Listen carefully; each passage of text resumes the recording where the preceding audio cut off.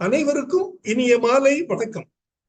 Form graduates forum சார்பில் தொடர்ந்து நடத்தப்படும் இன்று ஒரு தொழில்நுட்பம் நிகழ்ச்சிக்கு உங்கள் அனைவரையும் வருக வருக என வரவேற்கிறேன். இன்றைய நிகழ்ச்சி நமது குழுவின் மூலம் நடத்தப்படும் 655வது நிகழ்ச்சியாகும். இன்றைய நிகழ்ச்சி தலைப்பு வேளாண்மையில் வறட்சி தாங்கும் தொழில்நுட்பங்கள் மற்றும் நுண்ணுயிர் நுண்ணூட்ட பயன்பாடுகள் மற்றும் விளக்கங்கள் என்பது ஆகும். இந்த நிகழ்ச்சியை நமக்கு தொகுத்து வழங்கிட சிறப்பு விருந்தினராக இங்கே வருகை புரிந்துள்ளார் திரு எல் நாராயணமூர்த்தி அவர்கள். திரு நாராயணமூர்த்தி அவர்கள் தமிழ்நாடு அரசின் வேளாண்மை துறையில் உதவி இயக்குநராக பணிபுரிந்து வருகிறார். தற்போது திருவண்ணாமலை மாவட்டம் போலூர் வட்டாரத்தில் பணி செய்து வருகிறார். வாருங்கள், அவருடன் இணைவோம், நிகழ்ச்சிக்கு செல்வோம். Narayanamurthy sir, please. சார், அனைவருக்கும் வணக்கம். வணக்கம். நீண்ட நாளுக்கு அப்புறம் மீண்டும் ஒரு வாய்ப்பு இன்னைக்கு விவரங்களை சொல்ல. சார், ஆக்சுவலா இந்த டயத்துல அதிகமான வறட்சி இருக்கிறதுக்குரிய அமைப்பு இருக்கு எல்லா பகுதியிலையும். அதாவது 2016-17 உடுமலைப்பேட்டை பகுதிகளில் நிறைய மரங்கள் காஞ்சு போச்சு வறட்சியில. அதுக்கடுத்து போன வருஷம் எல்னினோ வரும்போது கன்னியாகுமரி, தென்காசி இந்த பகுதிகளிலையும் தென்னை மரங்கள் காய்ந்தது. ஸோ அந்த மாதிரி இருக்கிறதுனால வறட்சியை பற்றி ஒரு வகுப்பு எடுக்கணும். அதுல எப்படி தாங்கும் தொழில்நுட்பங்கள் யூஸ் ஆகுது, என்னென்ன தவறுகள் செய்யப்படுகிறது, எப்படி சரி பண்ணலாம் எளிமையான முறையில் என்ற விவரத்தை சொல்வதற்காக இந்த இதை போட்டிருக்கேன் சார். பயிர்களுக்கான வறட்சி தாங்கும் தொழில்நுட்பங்கள் பருவகால நிலைமைகளை பொறுத்துதான் நம்ம எல்லா வேலையும் பார்க்க முடியுது. விவசாயத்தை பொறுத்த வரைக்கும் சரி, நம்மளுடைய உயிரினங்கள் அனைத்தும் இந்த காலத்தின் கட்டாயத்துக்குள்ள இயங்குது. மழை காலம்னு ஒண்ணு இருக்கு, வெயில் காலம்னு ஒண்ணு இருக்கு, பனிக்காலம், அப்புறம் காற்று, அதன் வேகம், காற்றோடி காலம் ஆடி மாசம் இருக்கு. இந்த அமைப்புல நம்ம ஒவ்வொன்றும் மழை காலத்துல மழையோட அமைப்பை பத்தி, எப்படி மழையில தேங்குற தண்ணியை இது பண்றது, சாஞ்ச பயிர்களை காப்பாத்துறதுன்னு யோசிக்கிறோம். இதுல இப்ப இருக்கக்கூடிய இது வெயில் காலம், அதற்கான விவரத்துக்கு மட்டும் உள்ள போறோம் சார். கான்ட்ரிபியூஷன் எல்லா உயிரினங்களிலும் 60-90% இது வாட்டர்ல தான் இருக்கு. ஸோ அந்த 60-90% இருக்கக்கூடிய வாட்டர் நம்ம எவ்வளவு தூரம் மெயின்டைன் பண்றோமோ அவ்வளவு தூரத்துக்கு நம்ம உயிர் வாழ முடியுது. பயிர்களுக்கும் சரி. ஹீட் ஸ்ட்ரோக்னு கேள்விப்பட்டிருக்கோம். ஹீட் ஸ்ட்ரோக்னு கேள்விப்பட்டு ஹீட்னால இறந்து போயிட்டாங்க அப்படின்ற விஷயங்கள் இப்ப நமக்கு வந்துட்டு இருக்கு. ஸோ அதனால தண்ணீரை நம்ம சரியா மெயின்டைன் பண்ணக்கூடிய அமைப்பு நமக்கு தேவை. தண்ணீரோட முக்கியத்துவம் அது. போட்டோசிந்தசிஸ், ஒளிச்சேர்க்கை. உலகத்துல அனைத்து உயிர்களுக்கும் இந்த ஒளிச்சேர்க்கை மூலமா தான் உணவும் சத்தும் கிடைக்கிறது. கார்பன் டை ஆக்சைடு பிளஸ் தண்ணீர் குளுக்கோஸாவும் ஆக்சிஜனாவும் வருது. இதுல கார்பன் டை ஆக்சைடை பயிர்கள் எடுத்துக்கொண்டு ஆக்சிஜனை வெளியே விடுது. மழை சார், இந்த தண்ணின்றது தேவைப்படுன்ற போது தண்ணி ஒரே ஒரு விஷயத்துலதான் வருது. பல உலகத்துல முக்கால்வாசி இடம் தண்ணீரா இருக்கு, கால்வாசி இடம் தான் நிலமா இருக்கு. இருந்தாலும் இந்த தண்ணீரோட முக்கியத்துவம் நமக்கு கிடைக்கக்கூடியது மழை மட்டுமா தான் கிடைக்குது. உணவு அது உண்பதற்கு உணவாகவும் இருக்கு, உணவை விளைவிக்க உறுதுணையாகவும் இருக்கிறது. ஸோ தண்ணீர் மிக முக்கியமானது. நெக்ஸ்ட் சார், இது நம்மளுடைய போலூர் 2019 போட்டோஸ் உள்ள இருந்தது. அதை ஒரு பிளான் பண்ணேன். 1774 மழை பெஞ்சிருக்கு. 4 மாசத்துல 0 மழை. ஜனவரி, பிப்ரவரி 2019 போலூர், திருவண்ணாமலை மாவட்டத்தோட ரெயின்ஃபால் டேட்டா. ஜனவரி, பிப்ரவரி, மார்ச், ஏப்ரல் 4 மாதங்கள் தண்ணீர் இல்லை. நவம்பர் எத்தனை மழை நாட்கள், எத்தனை மழை அளவு அப்படின்னு பாத்தீங்கன்னா 1700 ஜூலை, ஆகஸ்ட், செப்டம்பர், அக்டோபர் 4 மாசம் தான் ஹெவியா பெஞ்சிருக்கு. இந்த டயத்துல நாம என்ன பண்றோம், பிளட்டை எப்படி பாதுகாக்கிறதுன்னு தெரியும். அதுக்கப்புறம் நவம்பர், டிசம்பர்ல மழை குறைஞ்சு ஜனவரி, பிப்ரவரி கொஞ்சம் பனி இருந்தாலும் மார்ச், ஏப்ரல்ல ஹெவியா நம்மளை பாதிக்கக்கூடிய அளவுல வறட்சி வந்துடுது. அதாவது வறட்சின்றது என்ன சொல்றோம்னா, தண்ணீரோட தேவைக்கும் தண்ணீரோட கிடைக்கும் அளவுக்கும் உள்ள வித்தியாசத்தை வறட்சின்ற அமைப்புல நம்ம கொண்டு போறோம். தண்ணீரை நம்ம உருவாக்க முடியாது. மழை நீராக வருவதை முறையாக சேமித்து உபயோகிக்க வேண்டியுள்ளது. பெய்யும் மழையின் அளவு குறைந்து வெயிலின் அளவு அதிகரிக்கும் போது எல்லா உயிரினங்களும் பாதிப்படைகின்றன. பயிர் மிகுந்த பாதிப்பு அடைகிறது. ஏனென்றால் அதுக்கு குடை, வீடு, நிழல் எதுவும் கிடையாது. டைரக்ட் ஓப்பன் சன்லைட்ல எல்லா நேரமும் இருக்கு. அதனால அதுக்கு எந்த விதத்துல நம்ம பாதுகாப்பு தரணுன்ற விஷயத்த தான் வளர்ச்சி தாக்கும் தொழில்நுட்பத்துல சேர்க்கிறோம். ஜனவரி மாதம் நட்ட மரக்கன்றுகள் வெப்பத்தை பிடிக்க முடியாமல் கருகின்றன. நீர்ப்பாசனத்துக்கு குறைவில்லை. இப்படின்ற ஒரு கேள்வி வரும்போது இத தொடங்குனேன். இதுக்கான பதில் தொடங்குறதுக்காண்டி வந்ததுதான் இந்த பிரசன்டேஷன், இன்னைக்குள்ள பிரசன்டேஷன். சார், இலைகளின் பரப்பிற்கு ஏற்ப சூரிய கதிர் பட்டு வெப்பம் உருவாகிறது. வெப்பத்தை குறைக்க தண்ணீர் ஆவியாகிறது. மனுஷனுக்கு வேறு வருவதோல நீராவி போக்கு அல்லது எவாப்போ டிரான்ஸ்பிரேஷன் நடக்குது.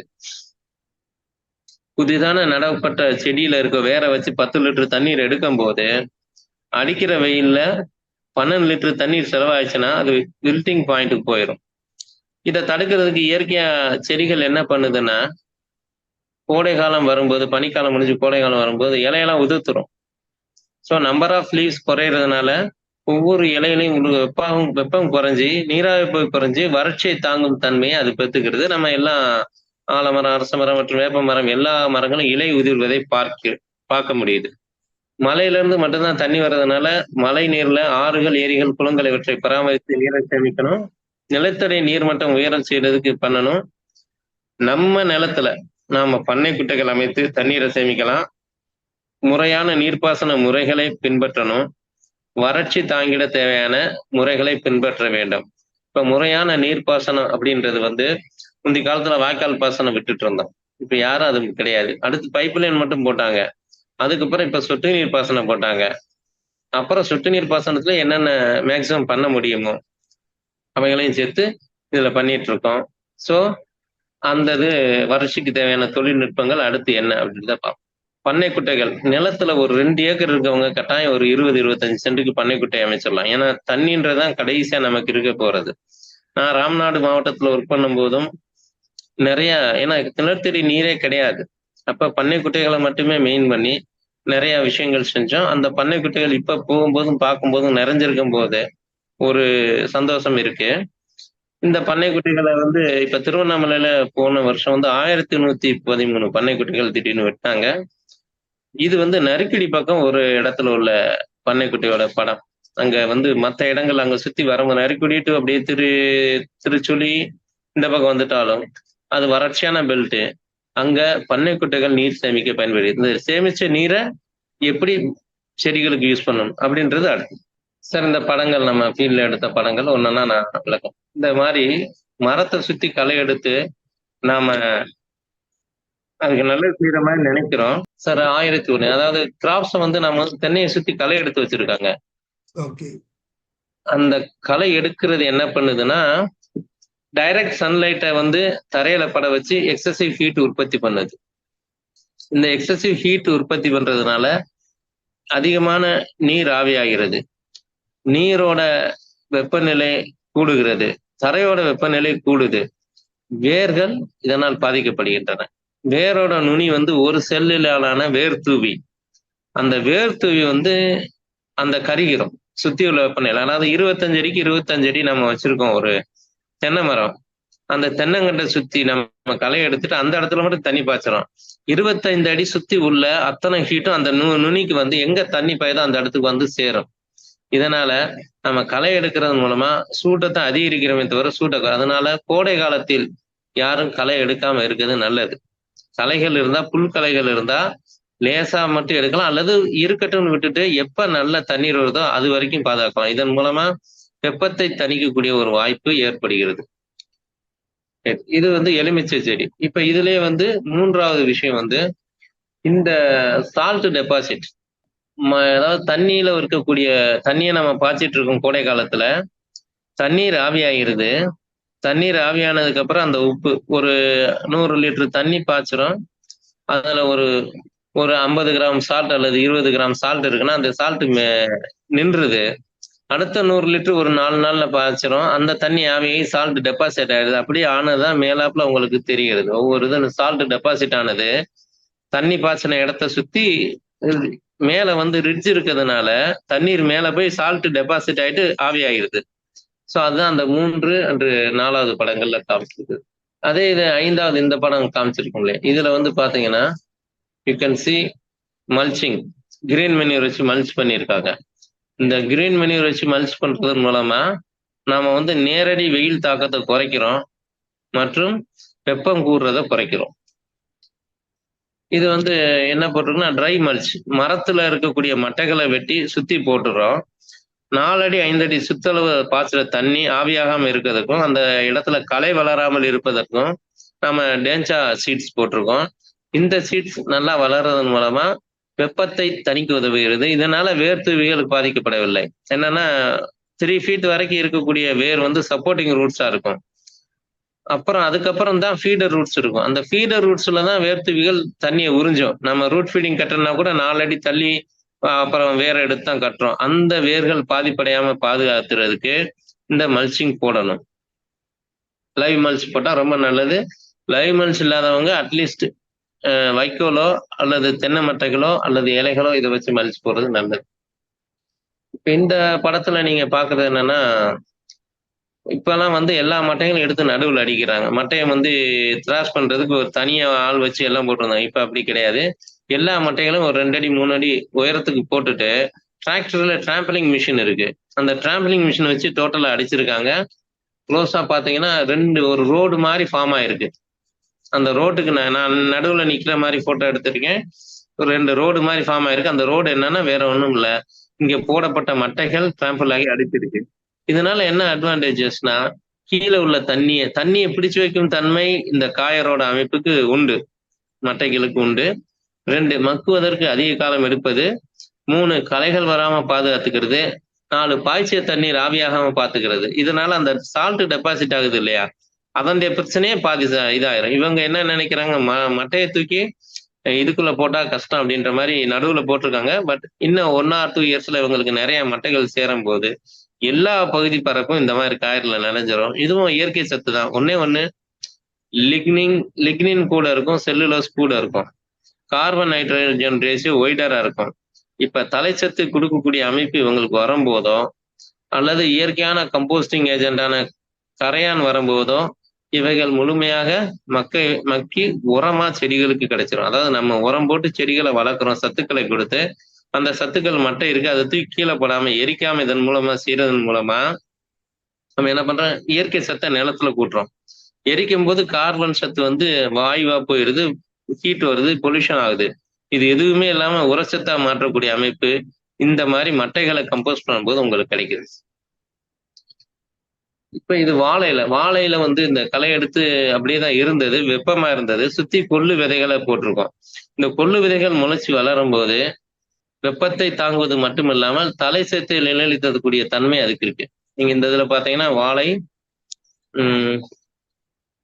எல்லாமே தெரியும் உங்களுக்கு. வாழையை சுத்தி வந்து கொள்ளு போட்டிருக்காங்க. இந்த தண்ணி வந்து சொட்டு நீர் பாசனத்துல பாயும் போது அந்த தண்ணீர் வேஸ்ட் ஆகாம, ஒருவேளை நீங்க கொள்ளு போடாம இருந்தா களை முளைச்சிருக்கும். களைகளை எடுக்கிறதுக்கு நீங்க பிளான் பண்ணி வேஸ்ட் பண்ணணும்.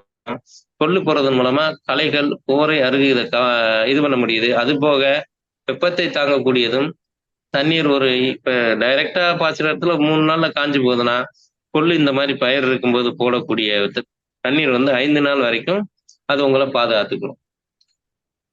இப்ப கோவை செடி நட்டாங்க. அது சரியான ஹீட் சீசன்ல நட்டதுனால நான் சொன்ன மாதிரி இலையின் பரப்பில் அதிகமான தண்ணி வெளியே போய் வேர் கொஞ்சமா எடுத்துச்சுன்னா கஷ்டம் அப்படின்றதுனால வெயில மறைச்சு இந்த மாதிரி பனை ஓலைகள், முந்தி தென்னங்கண்டு போடும்போது எல்லாருமே இப்படி பனை ஓலைகள் வச்சதை பார்த்துருக்கோம்.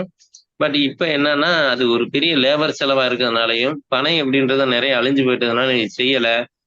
பனை ஓலை இலவசமா கிடைக்கும் போது, எளிமையா கிடைக்கும் போது அவங்க இந்த மாதிரி பனை ஓலை வச்சு அந்த வெப்பத்தின் தாக்கத்தை குறைச்சிக்கலாம். இதுவும் அதே படம் தான் சார். ஃபீல்டு ஈவன் இது ஃபுல்லா உழுதுதான் இருக்கு. இந்த படம் ஃபுல்லா உழுது இருக்கு. உழுது இருக்கிறதுனால அதிகமான வெப்பம் உருவாகுது. இந்த வெப்பத்தை இதை தடுக்கிறதுக்கு இது செய்யறோம். அதுக்கப்புறம் பயிர்கள்ல வந்து ஷேட் நெட்டை யூஸ் பண்ணி நீங்க வெயில் தாக்கத்தை குறைக்கிறோம். ஏன்னா டைரக்ட் சன்லைட், டைரக்ட் வெப்பம் குறையிறத தடுக்கிறோம். அப்ப அளவான தண்ணி யூஸ் பண்ணலாம். ஷேட் நெட்ல தான் நம்ம எல்லாரும் நர்சரி போடுறோம். அந்த நர்சரி பற்றிய டீட்டெயில் இது பார்க்குறோம். அப்புறம் மரங்களை சுற்றி உழுவக்கூடிய குப்பைகள், அதாவது இலைகள் மக்கி உழுகக்கூடிய காய்ந்த இலைகளை நம்ம அந்த இடத்தை விட்டு எடுக்காம வச்சிருக்கிறதன் மூலமாவே நிறைய தண்ணீரை சேமிக்க முடியும், நிறைய வெப்பத்தை குறைக்க முடியும். 3 இயற்கை சத்தை அதிகரிக்கும். இப்ப காடுகள்லாம் முக்கியமா தேக்கு மரம் வளர்த்த இடங்கள்லாம் பார்த்தீங்கன்னா, நிறைய இலைகள் உதிர்ந்து முழுசா பரப்பி எப்பயுமே கீழ்ப்பகுதி ஈரமா வச்சிருக்கும். சவுக்கு நிலங்கள்லயும் இத பார்க்கலாம். அடுத்து வந்து இந்த வெயில்னால என்னென்ன பிரச்சனை வருது அப்படின்றத பார்த்தீங்கன்னா, வாழை. இந்த வாழையில பார்த்தீங்கன்னா, நுனி கரி இருக்கும். இந்த நுனி கருகள் ஏன் வந்து இந்த இது வாழை இப்படி வளையுதுன்னா, இது காப்பர் டெஃபிஷியன்சி. காப்பர் சத்து குறைபாடுனால இந்த மாரி வளையுது. இந்த வளையிற வளைஞ்சாலும் நிமிர்ந்து நேரா நின்னாலும் கட்டாயம் இந்த வெயிலின் தாக்கம் வரும். அதாவது காலையில பனித்தண்ணி இந்த இடத்துல மேல உட்கார்ந்துருது. அந்த பனித்தண்ணி உட்கார்ந்ததானது சூரிய வெளிச்சத்த லென்ஸ் மாரி ஈர்த்து உள்ள விட்டு இத கருக வச்சிருது இந்த இலைகள. நீங்க அடுத்த படத்துல பாருங்க, அந்த ஒரு லைன் நான் மவுஸ்ல காமிக்கிறேனே, அந்த இடம் மட்டும் ஒரு கோடு மாரி இருக்கு. இதுல பாத்தீங்கன்னா, இந்த இடத்துல ஒரு கோடு மாரி இருக்கு. இது எல்லாமே வந்து பனித்தண்ணியோட எஃபெக்ட். இதுக்கு மருந்து கேட்டு கேட்டு நிறைய இந்த கருகள் வந்துருச்சு அப்படின்னோடனே அதுக்கு மருந்து கேட்கிறாங்க. இது பனித்தண்ணியால் உருவானது, ஹீட்டுனால உருவானது. இந்த சீசன்ல இருக்கத்தான் செய்யும். அப்படியே அந்த ஹீட்னால ஒரு சில பகுதிகள் காஞ்சு கருகுனா கூட அதனால ஒண்ணும் பிரச்சனை இல்ல. நம்ம ஒரு இலைய வெட்டி சாப்பிடுறதுக்கு எடுத்துட்டு போனாலும் அது வளர்ந்துக்கிறோம் அடுத்து. அதனால நம்ம இந்த இதுல இருக்கக்கூடிய மக்கள் வந்து யாருமே ஒரி பண்ண வேணாம். இந்த மாரி காஞ்சுச்சுன்னா அத பத்தி ஒரி பண்ண வேண்டிய தேவை இல்லை. ஆனா அதே இது இந்த வாழையோட கொன்னை. வாழையோட மேல வந்து நமக்கு என்ன கொன்னை வரும். அதுக்கப்புறம் தார் வரும். அந்த கொன்னை மேல இந்த வெப்பம் டைரக்ட்டா படும்போது அத பாதிப்படைய வச்சிருது. அது என்ன செய்யும்னா, வாழை வந்து மேல வந்து தொங்கி மேல போற பாதையில இந்த கருகள் உருவாகி, அந்த கருகள் வந்து வெப்பத்த அதிகம் உற்பத்தி பண்றதுனால, இது வழியா தண்ணீர் நேரா வெளிய போயிரும். வாழைக்குள்ள போய் சேராது. வாழைப்பழத்துக்கு சத்துக்கள் எல்லா இலைகளும் கிழங்குல ஜாயின் பண்ணியிருக்கு. எல்லா சத்துக்களும் கரைந்து கிழங்குக்கு போகும். கிழங்கு நடுத்தண்டு, வாழைத்தண்டு நடுத்தண்டு வழியா மேல வந்து மேல ஏறி மறுபடியும் ஒரு 90 டிகிரி திரும்பி உள்ள போணும். இதுக்கு வாழைப்பழத்துக்குள்ள போய் ஊர்றதுக்கு சேரணும் சத்துக்கள். பட் போகாம நேரா ஆவியாகி தண்ணி போயிறதுனால, இந்த இடத்துல நமக்கு வந்து வாழைகள் கருகி, வாழை வந்து வளர்ச்சி இல்லாம ஊறுதல். அதாவது பல்ஜா நல்லா வராம போயிரும். சில சமயம் ஒடிஞ்சு விழுந்துரும். தண்ணீர் இது இல்லாம இந்த பிரச்சனை. இந்த மாரி வரும். அந்த சொன்ன படங்கள் படி வந்தா பிரச்சனை ஒண்ணும் கிடையாது. பட் இந்த மாரி வந்தா இது பிரச்சனை. ஏன்னா விளைச்சல நமக்கு நேரா பாதிக்கக்கூடியது. இதுக்கு நம்ம பகுதியில சோழவந்தான், மதுரையில என்ன பண்ணுவாங்கன்னா, கொன்னை கட்டுதல்னு ஒண்ணு வச்சிருப்பாங்க. கோடை காலம் வந்ததும் மேல பூ போட்ட உடனே ஒரு ஏணி வச்சு போட்டு மேல ஏறி ஒரு 4 இலைகள மடக்கி, அந்த பனிக்காலத்திலயும் செய்வாங்க. ரஸ்தாளியில முக்கியமா 4 இலைகள மடக்கி ஒரு கொடை போட்ட மாரி செஞ்சு வச்சுருவாங்க. இது ஒரு வகையில. ஒண்ணு இந்த மாரி கொன்னை காயாது. மேல இருக்க மடக்குன இலை காஞ்சு போயிரும். அந்த இலை காஞ்சு அது கருகிக்கிறோம். உள்ள இருக்க கொன்னைய ஒண்ணும் செய்யாது. சோ தட் எல்லா தண்ணீரும் சத்துக்களும் பழத்துக்கு வந்து நிறைஞ்சு நல்ல தரமான வாழைப்பழத்தை நீங்க எடுக்கலாம். அதனால உங்களுக்கு லாபகரமா இருக்கும் 1. 2 வந்து பனிக்காலத்துல இது செய்யும்போது பனி மேல பட்டு வாழைப்பழத்துல பார்த்தீங்கன்னா ரஸ்தாளில புள்ளி புள்ளியா இருக்கிறதுக்கு பார்க்கலாம். ஃபங்கஸ் தாக்குதல்னால.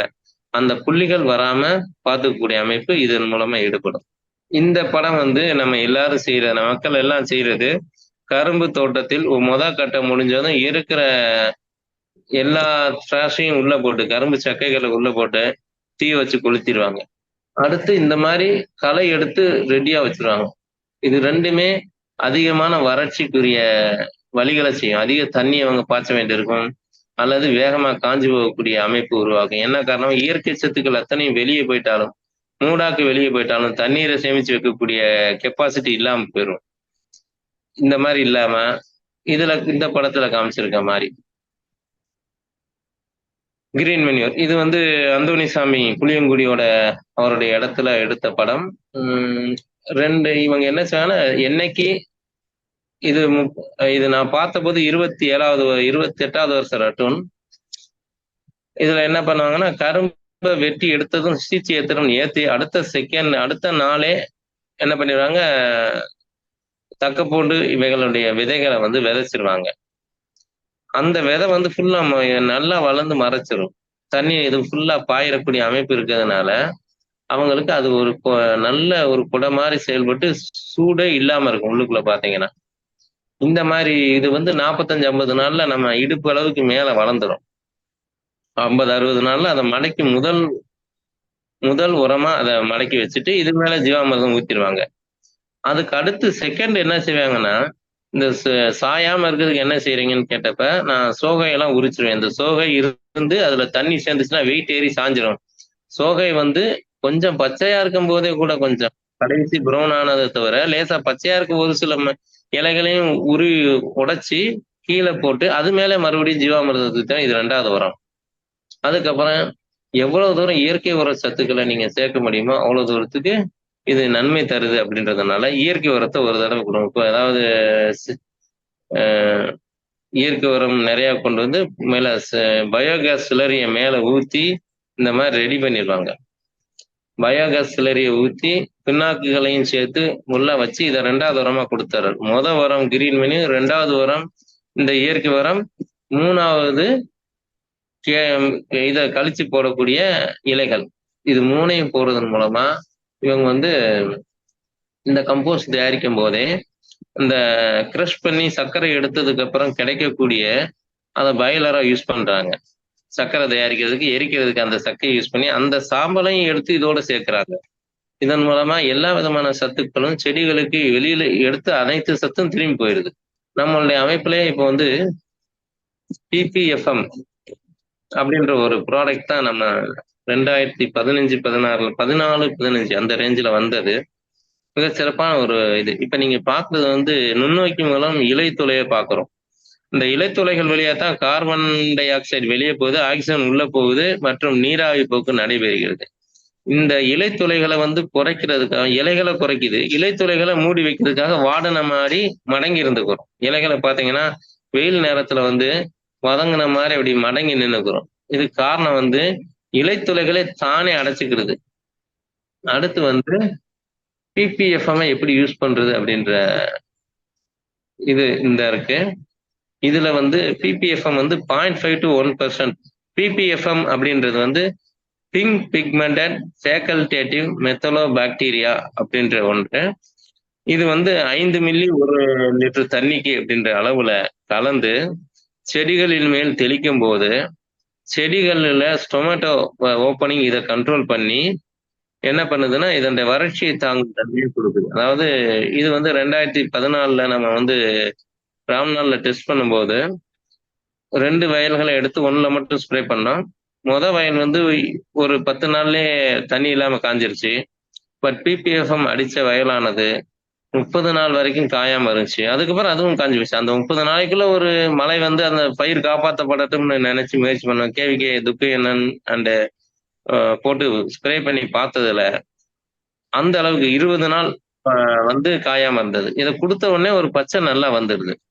சரிங்களா? அதனால PPFM என்பது மிக சிறந்த மூடாக்குன்றது ஒண்ணு, சருகுகளை போறது ஒண்ணு, 3 வந்து சொட்டு நீர் பாசனம் இந்த மாதிரி தெளிப்பு நீர் பாசனம் மாதிரி செய்யறது இன்னொன்னு, மற்றபடி லைவ் மூடாக்கு போடுறது. அது தவிர PPFM இதை ஸ்ப்ரே பண்றதுதான் இப்போதைக்கு வறட்சி தாங்க தொழில்நுட்பத்துல முக்கியமானது. அதுக்கு அடுத்து நம்ம முன்னாடியே செஞ்சிருக்க வேண்டியது என்னன்னா பூசா ஹைட்ரோஜல் அப்படின்ற ஒரு பொருள், பொட்டாசியம் பாலிஅக்ரிலேட் அப்படின்ற ஒரு பொருளை வந்து நம்ம அது வந்து ஒரு மரங்கள் நடும்போது நடப்படுகின்ற குழிகள்ல இந்த பூசா ஹைட்ரோஜல் 20 to 50 கிராம் நீங்க போட்டுட்டு அதை வந்து நீங்க நட்டுட்டீங்கன்னா மழை இருக்கும் காலத்துல அந்த ஜெல் வந்து தண்ணியை பிடிச்சு வச்சு நல்லா பெருசாகி நிறைய தண்ணியோட இருக்கு. மழை இல்லாத காலத்தில் செடிகளுக்கு அந்த வேர் மூலம் அதை எடுக்க முடியுது. 3 வகையில அது வந்து தண்ணியை திருப்பி கொடுக்குது. 1, காத்துல வச்சா அந்த ஜெல்லு வந்து தண்ணியை விட்டுருது, வெயில்ல வச்சாலும் தண்ணி விட்டுருது. வெயில் காற்று 2ம் இல்லாம வைக்க முடியாது. 3வது வந்து தண்டைகள்ல நம்ம குழி போட்டு உள்ள போட்டுட்டு தண்ணி ஊற்றிட்டு அதை மூடி வச்சுட்டோம்னா இந்த 2 நாள் எடுக்கல. 3வது நம்ம பயிர்களுக்கு வேறு கொடுக்கறது. இதையும் நம்ம மரங்கள் வைக்கும் போதும் பனை விதைகள் வைக்கும் போதும் இதெல்லாம் கொஞ்சம் மேல போட்டு நட்டு வச்சு வறட்சியா தண்ணி ஊத்த முடியாத சமயத்துல அது உயிர் பிடிச்சு வளரக்கூடிய அமைப்பை அது செய்ய முடிஞ்சது. அதனால நம்மளுடைய டெக்னிக்கலா நீங்க பாத்தீங்கன்னா usage of Pusa hydrogel usage of PPFM இது ரெண்டு தான். இப்போ வந்து பூசா ஹைட்ரஜன் இப்போ யூஸ் பண்ணக்கூடிய டைம் கிடையாது. என்ன காரணம்னா அது தண்ணியை எடுத்து வைக்கக்கூடிய மழை இப்ப இல்ல. மழை காலத்தில் பழங்க நடும்போது அல்லது பயல்கள்ல இதை போட்டுட்டு தண்ணியை பிடிச்சு வச்சுட்டா வெயில் காலத்தில் அது யூஸ் பண்ணும். தண்ணி இருக்கிற வரைக்கும் அதனுடைய மேக்ஸிமம் அதனுடைய கெப்பாசிட்டி வந்து 1:150, 350, 500 இருக்கு. அதாவது 1 கிலோ வந்து 500 கிலோ தண்ணியை பிடிச்சு வைக்கிற 1:500னா ஒரு கிலோ வந்து 500 கிலோ தண்ணியை பிடிச்சு வைக்கக்கூடிய கெப்பாசிட்டி உண்டு. இது எல்லாருமே யூஸ் பண்றாங்க. நம்ம பார்த்தோம்னா தண்ணீரை பிடிச்சு வைக்கக்கூடிய அமைப்பு எல்லாத்துலயும் இந்த பவுடர் யூஸ் ஆகுது. பேம்பர்ஸ் சின்ன பிள்ளைங்களுக்கு யூரின் போறதுக்கு வைக்கிறாங்களே, அதெல்லாம் இது தண்ணியை பிடிச்சு வைக்கக்கூடிய இந்த பொருளோட அமைப்பு தான் அதுல இருக்கு. ஸோ இந்த பிபிஎஃப்எம் அண்ட் 2 பூசா ஹைட்ரஜன் இது 2 தான் டெக்னிக்கல் ஆயிடு. இப்போதைக்கு நம்ம மக்கள் இப்போ ஒரு மாசம் இனிமே அக்னி நட்சத்திரம் இன்னைக்கு தொடங்கி இருக்கு. மே 28 முடியுது. இது வரைக்கும் மழை பெய்யுதா என்னன்னு மழை இடம் பெய்யுதான்னு தெரியல. பட் இன்னைக்கு திருவண்ணாமலையில அதிகமான மழை போலூர்ல பெஞ்சிருக்கு. இருந்தாலும் அப்படி இல்லாத பகுதிகள் மழை இல்லாத இடங்கள்ல இந்த பிபிஎஃப்எம் வச்சுதான் நீங்க வந்து பயிரை காப்பாற்ற முடியும் அப்படின்றது என்னுடைய தாழ்மையான கருத்து. இந்த மாதிரி நம்ம கேட் வால் மற்றது இது வந்து மட்டை உளுந்துராம இருக்கிறதுக்கும் வெயில்ல அந்த கேட் வால் 5000 ரூபாய் அந்த எலக்ட்ரானிக் கேட் வால் ஆட்டோமேஷன்ல இருக்கக்கூடியது. இதுகளுக்கு சின்ன மெத்தட்ல ஒரு ஷெட்டு போட்டு வெயிலுக்கு பாதுகாப்பு ஏற்படுத்திக்கிறாங்க. வறட்சிக்கு இது யூஸ் ஆகாது. பட் வெயில்ல நம்ம பொருட்கள் பாதுகாப்பா இருக்கிறதுக்கு பண்ணணும். இதோட நம்ம டெக்னிக்கலா இந்த இதுல பாத்தீங்கன்னா நம்மளுடைய பயிர்கள்ல பாத்தீங்கன்னா வறட்சி காலத்தில் வரக்கூடிய மிகப்பெரிய பிரச்சனை 2. ஒண்ணு சாறு உறிஞ்சும் பூச்சிகள். மழை காலத்துல மழையில வாஷ் ஆகி போயிடும். 2 வந்து வைரஸ் நோய்கள். வந்துட்டா தான், அதாவது வெயில் வந்துட்டா தான் அந்த வைரஸ் நோய்களும் சாறு உறிஞ்சும் பூச்சிகள் கூடும். சாறு உறிஞ்சிக்கும் பூச்சிகள் வெக்டாரா இருந்து வைரஸ் நோய் வரும். Vein clearing mosaic virus in bhindi, little leaf of brinjal, ring mosaic virus in papaya, இது எல்லாமே வந்து இந்த டயத்துல கூடும். இதுக்கு சரியான முறையில தீர்வு வந்து கூல்னஸ் வச்சுக்கிறது, இயற்கையா நல்லா வளரக்கூடிய அமைப்பை சேர்த்துக்கிறது, வெட்டிசிலியம் ஸ்ப்ரே பண்றது மூலமா நம்ம இந்த இதை இது பண்ணலாம். இப்போ ரூகோஸ் ஒயிட் ஃபிளை கூட பொள்ளாச்சி உண்மாலப்பேட்டை பகுதியில இப்ப எதுவும் இல்லை. கொஞ்சம் கவனிச்சு பார்த்தோம்னா இது வந்து உள்ளது. இந்த மூடாக்கு அப்படின்றத பத்தி இன்னொரு வரைக்கும் பேசியிருக்கோம்.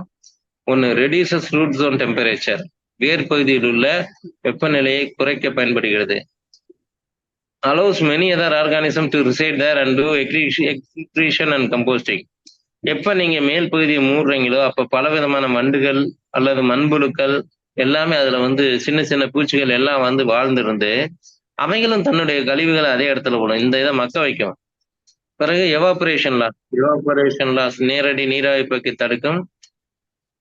இன்க்ரீசஸ் ஆர்கானிசம்ஸ் இன் ரூட் ஜோன் பகுதியில நிறைய ஆர்கானிசம் இருக்கும். ஆர்கானிசம்ஸ் இந்த சென்ஸ் நாம வந்து வேர் பகுதியில ட்ரைகோடர்மா, வேம் இந்த மாதிரி நன்மைதர உயிரினங்களை வேரோட போட்டு கலந்து போட்டுட்டோம்னா அந்த ஆர்கானிசம்ஸ் இன்க்ரீஸ் ஆகி ரூட் ஜோன்ல நன்மை தரும் பாக்டீரியாக்கள் மற்றும் பூஞ்சனங்கள் கூட வாய்ப்பு இருக்கிறது.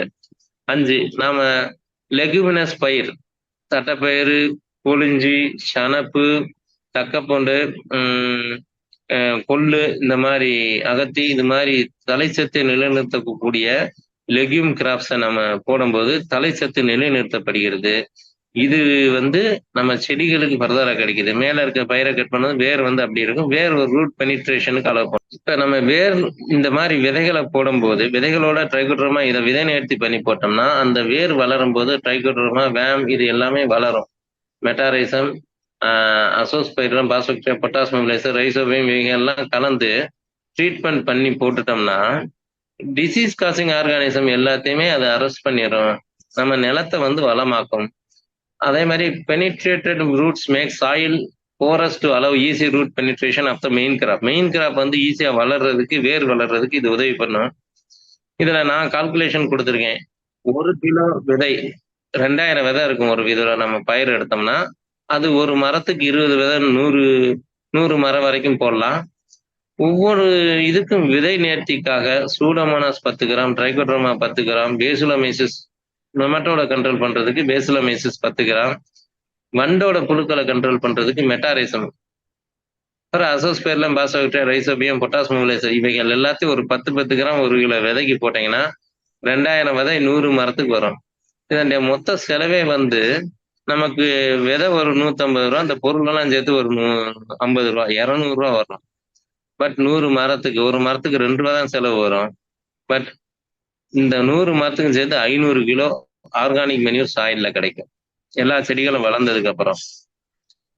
அப்படி நீங்க இந்த விதைய போட்டு வளர்க்காம விட்டா வேற களை முளைக்கும். அந்த களையை நீங்க எடுக்கிறதுக்கு வேலை செய்யணும், செலவு வரும். இப்போ ஒன்ஸ் இதை நீங்க போட்டீங்கன்னா 50 நாளைக்கு களை எடுக்க வேண்டிய தேவையில்லை. வாழையை சுத்தி கொள்ளு போடுவோம், 50வது நாள் பிடுங்கி ஒரு 10 கிலோ அளவுக்கு அது போட்டுரும். அடுத்து மறுபடியும் விதையை போட்டுரும், 2வது 50வது நாள்.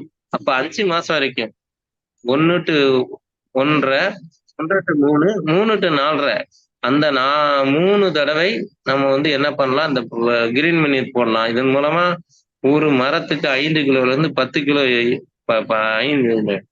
ஒரு தடவைக்கு 5 கிலோ, 3 தடவைக்கு 15 கிலோ இயற்கை சத்தை நம்ம உண்டு பண்ணி போட முடியுது. ட்ரிப்பு போட்டு தண்ணி போடுறவங்களுக்கு இந்த மரத்தை சுத்தி மட்டும் போடுறோம். மொத்தமா தண்ணி பாய்க்கிறவங்களுக்கு முழு வயலையும் சுத்தி போட சொல்லி ஏற்பாடு பண்ணி செய்யறோம். ஸோ இதன் மூலமா இயற்கை சத்தை அதிகமா கூட்டுறது, தண்ணீரை சேமிக்கிறது, களை பிரச்சனையில இருந்து தப்பிக்கிறது. இந்த 3 வேலைகளையும் செய்ய முடியுது. அதே மாதிரி நோய் கட்டுப்பாடு. இப்ப நான் கிரீன் மணியூர் போட்டு வளர்த்த இதை மடக்க போகும்போது என்ன செஞ்சிருவோம்னா, நல்ல தண்ணி இருக்க பகுதிகளில் ஈஸியா என்னன்னா ஒரு ஸ்ப்ரே அடிச்சிடும். ட்ரைகோடர்மா, சூடோமோனாஸ், பேஸ்லமைசிஸ், வேம் இவைகள்லாம் கலந்து பவர் ஸ்ப்ரேயரை வச்சு என்டையரா எல்லா செடிகள் மேலேயும் படுற மாதிரி ஈயம் இவைகள்லாம் சேர்த்து அடிக்க சொல்லிடுவோம். அடிச்சதுக்கு அப்புறம் அதை மறுபடியும் மடக்கி வெட்டி உள்ள வச்சிட்டோம்னா இது மக்கும் போது அந்த செடிகள் மேல நம்ம சொல்ற சூடோமோனாஸ், ட்ரைகோடர்மா எதை நம்ம இனாக்குலேட் பண்ணியிருக்கோமோ அந்த உயிரினங்கள் அதுல வளர்ந்து நோய் இல்லாம. இப்ப வாழையை பொறுத்தளவுக்கு எல்லாருமே பயப்படுறது வந்து வாழை வாடல் நோய். வாடல் நோயை கட்டுப்படுத்துறது அவ்வளவு ஈஸி கிடையாது. பட் இருந்தாலும் இத்தனை வகைகள்ல நீங்க வந்து அதிகமான அமைப்பில் நன்மை தரும் உயிரினங்களை நீங்க கொடுக்கும் போதும், அப்புறம் ஜீவாமிர்தம், பஞ்சகவ்யா இதெல்லாம் ஸ்ப்ரே பண்ணா அவை கூட சூடோமோனாஸ் எல்லாத்தையும் கலந்து தரை வழியா தண்ணீர் வரும்போது அவைகள் கூட இந்த மாதிரி நன்மை தரும் நுண்ணுயிர்களை தரையோட சேர்த்து விடணும். அது குளுக்கோஸ் டியூப் மாதிரி வச்சுக்கிறாங்க. சீப்புதுன்ற ஊர்ல 2006 குளுக்கோஸ் டியூப் மாதிரி வச்சு அந்த குளுக்கோஸ் கீழே சொருன்னு நமக்கு மனுஷனுக்கு ஏறுற மாதிரி வச்சு விட்டுறாங்க. தண்ணி போற பாதையெல்லாம் இந்த நன்மை தரும் உயிரினங்கள் மேல ஊத்தி வச்சிருக்காங்க. மேல ஒரு ஊசி போட்டு எல்லாமே உள்ள போயிட்டே இருக்கக்கூடிய அமைப்பை ஏற்படுத்துறாங்க. இது வந்து வறட்சி தாங்கிறது மட்டுமே. இந்த நுண்ணுயிர்களை நீங்கள் தரையில கொடுக்கும் போது அவைகளும் வறட்சியை தாங்கக்கூடிய தன்மையை வந்து நிலத்துக்கு ஏற்படுத்துது. இயற்கை சத்தை கொடுத்து இந்த நுண்ணுயிரையும் கொடுக்கும்போது இவைகள் வறட்சியை தாங்கக்கூடிய அமைப்பை ஏற்படுத்துது. நோய்கள், பூச்சிகள்ல இருந்து நம்மளை பாதுகாக்குது. இப்ப இது ஒரு சின்ன மெத்தட் சார். யார் வந்து இப்ப ஸ்ப்ரே பண்ணாலும் எப்ப செஞ்சாலும் சரி, 10 லிட்டர் தண்ணீருக்கு ஒரு 100 மில்லி தேங்காய் தண்ணியோ அல்லது இளநீரோ சேர்த்து கொடுத்தா 200 மில்லி வரைக்கும் கூட யூஸ் பண்ணலாம். ஒரு சிறப்பான ஒரு இது எப்படி நம்ம தண்ணி இளநீர் குடிச்சா ஒரு ஹீட்டை குறைக்குதோ அந்த கெப்பாசிட்டியை செடிகளுக்கு கொடுக்குது. பிபிஎஃப்எம் ஏற்கனவே உங்களுக்கு எக்ஸ்பிளைன் பண்ணிட்டேன். 5ல இருந்து 10 ml, இதுல 2ன்னு போட்டிருக்கேன் தவறு. 5 to 10 ml வரைக்கும் யூஸ் பண்ணணும். அதுக்கப்புறம் அப்சா 80ன்ற ஒரு பொருள் இருக்கு. இது ஆம்வேல இருந்து வரக்கூடியது. இதுல வந்து 80 to அப்சா 80ன்றது அதனுடைய பேர். 80% ஆக்டிவ் இன்கிரியன்ட். 10 லிட்டர் தண்ணீருக்கு 3 to 5 மில்லி கலந்து தெளிச்சிங்கன்னா இது வந்து தண்ணீரை கொஞ்சம் சேமிச்சு வைக்க உதவுது. தரையில இதை போட்டு இதை 160 மில்லி ஒரு 2 தட்டு மணல் அப்படின்ற அளவு 3 தட்டு மணல்ல கலந்து எரிஞ்சிட்டு தண்ணி பாய்ச்சும் போது தண்ணீர் பாய்ச்சது வேகமா பாய்ஞ்சி அந்த பாய்ச்சின தண்ணீர் 45 நாளைக்கு காய விடாம பாதுகாக்கக்கூடிய அமைப்பை ஏற்படுத்துகிறது. இது 2 வந்து அடிஷனல். இது வந்து தேவைப்படுறவங்க செஞ்சு பார்த்துக்கலாம். இதுக்கு அடுத்து யார் யாருக்கு தண்ணி பாய்ச்சுற அளவுக்கு பிடிக்கும், அவங்க ஒரு பேரல் தண்ணி தான் இருக்கு, இதை வச்சு நான் ஒரு 1/4 ஏக்கர் 1/2 ஏக்கர் பாய்ச்சறேன்னா 2 to 3 டேஸ்க்கு ஒருக்க அப்சாயிட்டி கலந்து இவங்க ஸ்ப்ரே பண்ணி அந்த செடிகளை பாதுகாக்கலாம். அவசரத்துக்கு மழை வர்ற வரைக்கும்.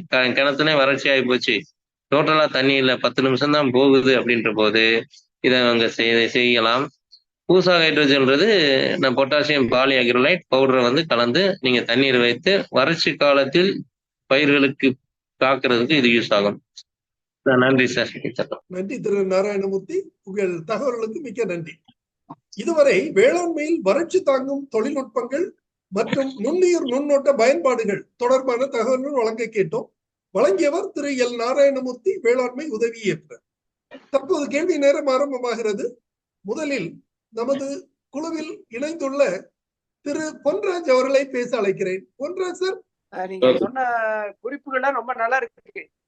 இன்ஃபேக்ட் நான் சிலதெல்லாம் நானே ஃபாலோ பண்றேன். நான் இங்க திருவள்ளூர் ஒரு சின்ன ஒரு 1.5 ஏக்கருக்கு ஒரு சின்ன ஃபார்ம் பண்ணியிருக்கேன் சார். அதுல வந்துட்டு நீங்க சொன்ன மாதிரி இந்த தென்னை இப்பதான் வச்சிருக்கோம். ஒரு 6 மாசம் 8 மாசம் கூட ஆகல. அந்த நுனியெல்லாம் கருகுது. இது நீங்க சொன்ன மாதிரி இந்த வறட்சி இவ்வளவுக்கும் தண்ணி விட்டு பாக்குறோம். சுத்தி கொஞ்சம் மூடாக்கும் நான் பண்ணி விடுறேன். பண்ணிருக்கேன் மூடாக்கு மலைச்சு அது வந்துட்டு இருக்கு. இப்போ இப்போ என்னன்னா என்ன பயிர் நான் என்ன ஃபெர்டிலைசர் எனக்கு கொடுக்கலாம், எப்ப கொடுக்கலாம்? இப்ப சீசன் பண்ணக்கூடாதுன்னு நினைக்கிறேன். பண்ணக்கூடாது. இப்ப நீங்க இப்ப வந்து ஃபெர்டிலைசர் வைக்க கூடாது, களை எடுக்க கூடாது. அதான் களையும் பாத்தீங்கன்னா சில ஓடைய மாதிரி தான் தண்ணி வச்சிருக்கேன். அப்படியே ஓடை மாதிரி சேனல்ல அப்படியே போகும் வாட்டர். தனித்தனியெல்லாம் பண்ண முடியல, ட்ரிப்பும் பண்ணல. அதனால ஓடையில போகும்போது களை நிறைய முளைக்குது. உதாரணமா சில இந்த நீங்க சொன்ன மாதிரி எலுமிச்சை அதெல்லாம் அது வந்து மல்டி கிராப், ஒரு கிராப் மட்டும் இல்ல, எல்லாமே நிறைய இருக்கு. ஈவன் நம்ம அது என்ன சொல்றீங்க, இலுப்பை, புன்னை எல்லாமே வச்சிருக்கோம். ஒரு சின்ன வாண்டட் டு கிரியேட் ஃபாரஸ்ட் மாதிரி ஒரு சின்ன வனம். அதுல இல்லாத மரமே இல்லைன்னு சொல்றேன். நீங்க எல்லாம் எது சொல்லுங்க அங்க இது இருக்கும். பழமரமும் கொஞ்சம் வச்சிருக்கேன். கொய்யா, பலா, எலுமிச்சை, அப்புறம் அது என்ன சொல்றேன் மாமரம், கொஞ்சம் தென்னை, இவ்வளவு எல்லாம் வச்சிருக்கேன். Horticulture crop as well as tree crops அந்த மாதிரி நம்ம சொல்லலாம். அதுல இப்ப என்ன பண்ணலாம்? இப்ப என்னன்னு பார்த்தா அதுல கொஞ்சம் ரொம்ப வாட்டர் எவ்வளவு தண்ணி விட்டாலுமே தண்ணி மண்ணு வந்து உருண்டை கல்லா இருக்கு. இங்க விட்டீங்கன்னா அது கீழே அப்படியே இறங்கி ஓடிடுது. 2 நாளைக்கு ஒருத்தர் பாய்க்க வேண்டியது இருக்கு. இது இப்ப இந்த வறட்சியில ரொம்ப கஷ்டப்படுவோம் நாங்க. இன்ஃபேக்ட் நானே இரிகேட் பண்றதுக்கு ஒரு ஆளை வச்சுதான் பண்றோம். நான் கூட போய் அசிஸ்ட் பண்ற பாக்கேன். இப்ப அதுக்கு எப்படி சார் என்ன பண்ணலாம்? கொஞ்சம் மூடாக்கு கொஞ்சம் போட்டோம். நீங்க சொல்ற கொஞ்சம் அட்வைஸ் கொடுங்களேன். நீங்க சொல்ற கணக்கு பார்த்தா வெதரிங் நல்லா நடக்காம சின்ன சின்ன கற்கள் இருக்குது மாதிரி ஒரு இது இருக்கு. வெதரிங் இம்ப்ரூவ் பண்றது இப்ப ஒண்ணும் பண்ண முடியாது. இப்போதைக்கு தண்ணி பாய்ச்சுங்க. வாய்ப்பு இருந்தா இலை சருகுகள் எங்க கிடைக்குதோ சருகுகள் வச்சு மூடாக்கு போடலாம். சருகுகள்னா இதுலயே சார் 2 சைடும் நிறைய சருகுகள் தான் இருக்கு. அதெல்லாம் வெட்டி நான் அணைக்க சொல்லியிருக்கேன் நானு. அதனால அவங்களுக்கு இதோட மதிப்பு நான் வேற ஒரு ஆளை வச்சு தானே இது பண்றேன். நானா பெர்சனலா நிறைய இது பண்ணிருக்கேன். அவர் பண்ணவே இல்லை. இன்ஃபேக்ட் ஒரு 150 மரம் 200 மரம் மேல இருக்கு அதுல, ஒரு 1.5 ஏக்கர்ல. அப்படின்னா பாத்துங்க டென்சிட்டி. அதுல நானே ஒவ்வொரு மரம் பேங்கே இருக்கு. அப்புறம் என்னது அது என்ன வாயில வரதுல தேக்கு எல்லாம் நிறைய எல்லா மரமும் இருக்கு. ஈவன் கருங்காலி இல்ல, அது என்ன நம்ம ரோஸ் வுட் இருக்கு இல்லையா, ரோஸ் வுட் வச்சிருக்கேன், மகாகனி வச்சிருக்கேன், எல்லாம் வெண்தேக்குங்கிறாரு. அப்புறம் இந்த மாதிரி நிறைய வச்சிருக்கேன். அதெல்லாம் கொஞ்சம் சர்வே ஆகி வந்திருக்கு. அப்கோர்ஸ் கொஞ்சம் நாங்க இனிஷியலா நல்லா பண்ணதுனால இப்போ வளர்ந்து வந்திருக்கு. 1-2 செடிகள் எந்திரிச்சு வர மாட்டேங்குது. உதாரணமா அந்த இது இருக்குல்ல, சின்ன செடிகள், அது என்ன நம்ம இது வில்வம் எல்லாம் எந்திரிச்சே வர மாட்டேங்குது. அப்படியே உட்கார்ந்துட்டே இருக்கு. எவ்வளவு ட்ரை பண்ணி பார்க்கலாம். சர்வைவர்ல தான் இருக்கு. இப்ப குரோத் எல்லாம் எதிர்பார்க்க முடியாது. அடுத்து எப்ப மழை பெய்யுதோ அப்ப சார் இன்னைக்கு போல சார் நீங்க சொன்ன மாதிரி இல்ல, அந்த மழைக்கு அக்டோபர்ல நட்டோம். போன அக்டோபர்ல மழைக்குல கொஞ்சம் நின்றுச்சு. சிலது பாத்தீங்கன்னா 8 அடி 10 அடி வளர்ந்த, அது என்ன மரம்னு எனக்கு தெரியல. இன்ஃபேக்ட் இப்ப டக்குன்னு சொல்ல முடியல எனக்கு. அதெல்லாம் 8 அடி 10 அடி எல்லாம் ஒரு மரம் வந்திருக்கு. இந்த வில்வம் எல்லாம் தரையில நிக்குது. அந்த ஸ்பீடு வரும் சார், மழை வேம்பு அந்த ஸ்பீடு வரும். மலை வேம்பா அது அந்த மாதிரி அது குயிக்கா வந்துருது. இது வேங்கை மரம் இருக்கு, வேங்கை கூட நல்லா வந்திருக்கு. இந்த மெயினா எங்களுக்கு மகாகனி தான் எந்திரிச்சு வர மாட்டேங்குது. மகாகனி வந்துச்சுன்னா குமிழ் மலை வேம்பு இது 2 நல்லா வருதுன்னா மகாகனி அந்த இடத்துக்கு வராது, குட்டையாவே இருந்துடும். அது மலை இருக்கு. சொல்லுங்க. கடற்கரை பகுதி இருக்கு இல்லையா, அந்த பகுதியில தான் கல் வந்தது 10 அடி உயரம், குமிழ் அங்க 4 அடியில நின்றுது. நீங்க ஒண்ணு குமிழா இருக்கும். மகாகனி அப்கோர்ஸ் எனக்கு கிடையாது, என் பேரமா இருக்கு, ஏதாவது யூஸா இருக்கும், பிள்ளைகளுக்கு தான் யூஸா இருக்குன்னா it will take at least 20-25 years tree crops. இன்னைக்கு வந்து படவேல ஹெவியான மழை பெஞ்சிருக்கு. உங்க பகுதி எங்கனக்குள்ள பாருங்க, அதுல பெஞ்சிருந்தா உண்டு. அப்படி இல்லாத பட்சத்துக்கு நீங்க வந்து மழை வர்ற வரைக்கும் வெயிட் பண்ணுங்க. அது வரைக்கும் இந்த சருகுகள், காஞ்ச சருகுகள் எங்க இருந்தாலும் சரி. களை எடுக்க வேணாம்னு சொல்லிட்டு அவங்க ஐடியா பிரகாரம் எனக்கு தோணுச்சு. ஏற்கனவே வெப்பமா இருக்குது. நீங்க அது களையெல்லாம் எடுத்தீங்கன்னா இன்னும் வெப்பம் அதிகமாயிரும். ஏன்னா ஓப்பன் ஸ்பேஸ் ஆயிருது இல்லையா? அப்படியே நேர சன்லைட் வந்து இருக்கிற பக்கத்து ஈரம் காயமா நம்ம என்ன தண்ணி பாய்ச்சாலும் அங்கேயும் அது காஞ்சி போயிரும் சொல்லி நிறுத்தி வச்சிருக்கேன் சொல்லி. இப்போ சரி களை எடுக்க வேண்டாம், பாத்துக்கிறோம், ஜூன் ஜூலைல பாத்துக்கிறோம் அப்படின்னு. சரிங்க சார். அப்போ உங்களை கால் பண்றேன். இப்ப kindly help me, guide me. அப்ப என்னென்ன உரங்கள்லாம் போடலான்ட்டு நான் வேற எல்லா மரமும் சொல்றேன். எந்தெந்த மரத்துக்கு என்ன மினிமம் செஞ்சா போதும். நான் எனக்கு வந்து தொழு உரம் போடணும்னு நினைச்சுக்கிட்டு இருக்கேன். அப்போ மெயினா கொஞ்சம் ட்ரென்ச் எல்லாம் எடுத்து போட்டு மழை பெய்யும் போது போடுங்க. வெதரிங் ஃபுல்லா அடுத்த வருஷம் பார்க்கும்போது உங்களுக்கு கல் இதெல்லாம் குறைஞ்சு எல்லாம் ஆயிரும். ஊட்டமேட்டிய தொழு உரம் போட்டு மைக்ரோ நியூட்ரியன்ஸ் கொடுத்தா. ஊட்டமேட்டிய தொழு உரம். சரி ரைட். ஓகே. மைக்ரோ நியூட்ரியன்ஸ் சேர்த்து மிக்ஸ் பண்ணி போட சொல்றீங்க இல்லையா? சரி சரி. Okay. Very good very good. Thank you sir. நன்றி திரு பொன்ராஜ் அவர்கள் வங்கி அதிகாரியாக பணிபுரிந்து ஓய்வு பெற்ற முன்னாள் வேளாண்மை பட்டதாரியாவர். வழக்கமாக நாம வந்து மல்ச்சிங் வந்து மாய்ஸ்சர் கன்சர்வேஷனுக்கு மிக முக்கியமாக கருதுகிறோம். ஆனால் ஒரு வகையில பார்க்கும்போது, அதாவது இந்த உலர்ந்த அல்லது இந்த பிளாஸ்டிக் மல்ச்சிங்கோ அல்லது இந்த தென்னை நார் மட்டைகளோ தென்னை நார் கழிவோ இந்த மாதிரி மூடாக்கு போடும்போது அது கணிசமான அளவுக்கு நீர் ஈரத்தை பாதுகாக்கிறது, காப்பாற்றுகிறது. நீங்க இந்த இதர பயிர்களை நாம அதுல, அதாவது குறிப்பாக கொள்ளு சொல்றீங்க, கொள்ளு அதாவது காணம், இவற்றையெல்லாம் விதைக்கும் போது அதுவும் நீருக்காக அல்லது மாய்ச்சர் நிலத்தில இருந்து எடுக்கிறதுக்கு ஒரு வாய்ப்பு இருக்குது இல்லையா? அது எப்படி கன்சர்வ் பண்ணும் அப்படின்னு சொல்லி கருத்து தெரிவிக்கிறீங்க? அந்த பயிர்கள் தண்ணியை எடுத்தா கூட கீழ்ப்பகுதி வெப்பத்தை குறைச்சிருது. டைரக்ட் எவாபரேஷன் குறைச்சிருது. மெயின் பயிரை பாதுகாத்துக்கிறது. அந்த தண்ணி அவ்வளவு இல்லைனாலும் அதே அளவு, அதை விட அதிகமான தண்ணி செலவழிஞ்சிரும். அந்த பயிர்களை திருப்பி நாம வந்து உள்ள போடும்போது இயற்கை உரம் ஆகுது. அப்ப இயற்கை உரம் வாங்குற செலவு அது குறைச்சிக்கிறது. ஸோ வாட்டரை வந்து நீங்க தண்ணி மூடாக்கு கொள்ளு போட்ட ஒரு சில இடங்கள் எல்லாருக்கும் சொல்லும் போது கொஞ்சமா போடுங்க, வேற வந்து பூச்சி வந்துருச்சு அது வந்துருச்சு நம்ம வேலையால் குடிப்பாங்க, ஸோ ஒரு 10 மரத்துக்கு மட்டும் போடுங்கன்னு சொல்லிட்டு அந்த 10 மரத்தோட அமைப்புல நல்லா இருக்குன்னு தெரிஞ்சதுக்கு அப்புறம் தான் அடுத்த இடத்துக்கு போட சொல்றோம். அப்படி பண்ணும்போது மரத்துக்கும் அந்த போடாத மரத்துக்கும் உள்ள தோண்டி பார்த்தோம்னா தண்ணி பாய்ஞ்சு நேத்தா பாய்ச்சுன்னா இது காஞ்சி போச்சு, இது நல்லா இருக்கு சார் 4 நாளைக்கு அப்படின்ற அளவுல சொல்லிடுவாங்க. ரெண்டுக்கும் ஈக்குவல் வாட்டர் தான் ட்ரிப்ல போகுது. பட் ஓப்பனா வேகமா நான் காமிச்சேன் முத படங்கள் வந்து ஓப்பனா இருக்குது காமிச்சேன். அதுல வந்து காஞ்சி போயிருச்சு மரங்கள். அது மண் வளர்ற தன்மையை பொறுத்து, அது சாண்டி சாயில் வேகமா வந்தவாசி. அதே இது வாழையை சுத்தியோ பயிர்களை சுத்தியோ கொள்ளு போட்டதும் சின்னதா வளர்ந்து பெருசாகி புதர் மாதிரி வந்ததுக்கு அப்புறம் கூட தண்ணீர் நல்ல தண்ணீர் வந்து ஈரப்பதம் அதிகமா இருக்கு, மெயின் நல்லா இருக்கு, வேர் பாதிப்பு இல்லாம. அதனால தண்ணி கொஞ்சம் கூடுதலா செலவழிக்கிற மாதிரி இருந்தாலும் அதை விட கம்மி. ஓப்பனா இருக்கிறத விட இது கம்மி. என்னன்னா ஹீட்டை ஃபுல்லா இதுங்க ஓரளவுக்கு தாங்கிக்குது இந்த வேர்கள். மெயின் பயிருக்கு வேர் பாதிப்பு வரல, அதுக்கு நல்லா கிடைக்குது, அதனால வளர்ச்சியும் கிடைக்குது. ஸோ நீங்க சொல்றபடி இதை போட்டோம்னா, அதாவது பிளாஸ்டிக் மல்ச் போட்டோம்னா களை கட்டுப்படுது, ஹீட்டு கூடுது உள்ள கண்ணுக்கு தெரியாம, குறையுது. 1000 பித்து கம்போஸ்ட் போட்டா அது நல்லா இருக்கு, தண்ணியை பிடிச்சு வைக்குது. ஆனாலும் சிஎன் ரேஷியோ ஒய்டர் பண்ணி லேசா மஞ்சள் அடிச்சிடும். முத போடுறவங்களுக்கு எல்லாருக்கும் மஞ்சள் லேசா பயிர்கள் மஞ்சள் ஆயிரும்.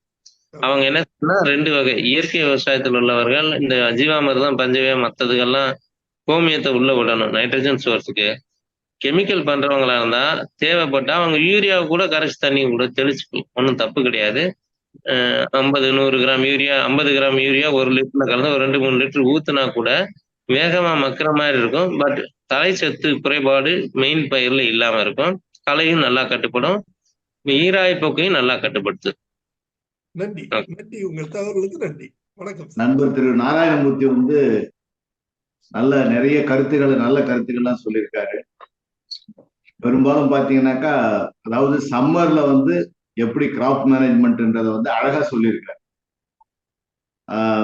உதாரணத்துக்கு பாத்தீங்கன்னா சுகர் கேன், கரும்பு, தென்னை, மற்ற பயிர்கள் வெஜிடபிள்ஸ் எல்லாத்துக்குமே வந்து, அதாவது இந்த சம்மர் சீசன்ல எந்த அளவுக்கு வந்து நாம் வந்து மேனேஜ்மெண்ட் பண்ணணும்ன்றத வந்து நல்லா தெளிவா எடுத்து சொல்லியிருக்காரு. உதாரணத்துக்கு வந்து பாத்தீங்கன்னாக்கா பூசா ஹைட்ரோஜல், அதனுடைய உபயோகம், அதை எப்படி உபயோகப்படுத்துறது, எல்லா வகையான அதாவது நுண்ணூட்ட சத்துக்கள் மட்டுமல்ல, azospirillum, phosphobacteria, effective micro organism, metarhizium, இதெல்லாம் வந்து அதாவது ஒரு பயிருக்கு எதிர்ப்பு சக்தியை கொடுக்கக்கூடிய அருமையான நுண்ணுயிர்கள் அப்படின்னு தான் சொல்லணும். அது ட்ரைகோடர்மா விரிடி, சூடோமோனாஸ், இதெல்லாம் வந்து நாம வந்து எல்லா பயிர்களுக்கும் அது அது அதாவது வந்து பல்சஸா இருந்தாலும் சரி, சீரியல்ஸா இருந்தாலும் சரி, அல்லது ஆயில் சைட் கிராப், வெஜிடபிள்ஸ், எல்லாத்துக்குமே வந்து இதெல்லாம் வந்து ரொம்ப முக்கியமான ஒண்ணு. இந்த நம்ம சொல்லக்கூடிய அசோஸ்பைரலம், பாஸ்போபாக்டீரியா, அப்புறம் ஒவ்வொன்றுக்கும் மைக்ரோ நியூட்ரியன்ஸ் இருக்கு. உதாரணத்துக்கு வந்து மில்லட் எமன் மிக்சர் இருக்கு, பல்சஸுக்கு தனியா இருக்கு, அதே மாதிரி சுகர் கேனுக்கு இருக்கு, இதுக்கு இருக்கு, நம்ம கோகனட்டுக்கு இருக்கு. இதெல்லாம் வந்து நாம அதாவது இதெல்லாம் வந்து செலவு குறைந்த ஒரு தொழில்நுட்பம் தான். இப்ப அவரு இப்போ சொன்னது பாத்தீங்கன்னாக்கா பெரும்பாலும் வந்து டெக்னிக்கலா எல்லா விஷயங்களையும் நல்லா தெளிவா சொல்லியிருக்காரு. அருமையான ஒரு நிகழ்ச்சி. அதனால வந்து இதே மாதிரி இதெல்லாம் வந்து விவசாயிகள் வந்து கடைபிடிக்கணும். கடைபிடிக்கிறது வந்து ரொம்ப கம்மியா இருக்கு. அதுதான் வந்து அது செயல்படுத்துறது வந்துனாக்கா நிச்சயமா வந்து விவசாயிகளுக்கு நஷ்டமே கிடையாது. அதாவது இந்த அசோஸ்பைரலம், பாஸ்போபாக்டீரியாலாம் வாங்கறதுக்கு வந்து ரொம்ப கஷ்டப்படுவாங்க விவசாயிகள்.